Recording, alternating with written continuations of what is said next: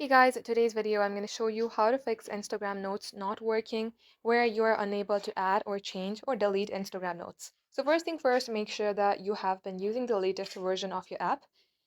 Head over to your Play Store and search for Instagram. Type in Instagram here and then search. If you see update, select update. If you see open, that means your application is already updated. Now head over to your app and get logged into your account. From here, select the messenger icon and select your note. As you can see, I already have added a note. So here's the thing, you cannot edit your note. You can, however, delete your note and add a new one. And while you have been adding a first one, you can also add a secondary note.